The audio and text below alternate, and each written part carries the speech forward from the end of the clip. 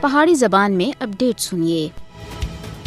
5 اگست 2019 مقبوضہ جموں کشمیر وچ آرٹیکل 370 دی منسوخی دے بعد حق دی آواز کو دبانے دے واسطے بھارتی حکومت تے مظالم وچ بڑی حد تک واਧਾ ہویا ہے۔ صحافیاں اور انسانی حقوق تے کارکناں دے فون ریکارڈ کیتے جاندے ہیں۔ سینسرشپ وچ بڑی حد تک واਧਾ ہویا ہے، ادھر تک کہ ہر ایک کشمیری دے موبائل فون کو باقاعدہ طور دے اوتے چیک کیتا جاندا ہے، اور کسے دے اوتے ذرا برابر بھی شک ہو جلے تو اس کو گرفتار کر کے اس دی ہڈی پسلی ایک کیتیاں جاندیاں ہیں۔ مودی حکومت مقبوضہ جموں کشمیر وچ تنقیدی رپورٹنگ کو دبانے دے واسطے خوف اور دہشت دا ماحول پیدا کر رہی ہے اور طاقت تابع تاشا استعمال کیتا جا رہا ہے۔ اختلاف رائے کو دبانے دے واسطے سوشل میڈیا اکاؤنٹس کو سینسر کیتا جا رہا ہے۔ ادھر مقبوضہ جموں کشمیر دے ہر ایک شہری دے نقل حرکت تے ہوتے بھی بھارتی خفیہ ایجنسی چیک کر رہی ہیں۔ زمینی حقیقت کو چھپانے دے واسطے سیاسی آوازوں کو قومی سلامتی دے بہانے دبایا جا رہا ہے۔ بھارتی حکومت کو یاد رکھنا چاہیے کہ مقبوضہ جموں کشمیر وچ قبرستان جیسی خاموشی کو امن دا نام کسی بھی صورت وچ نہیں دیتا جا سکتا، اور نہ اس کو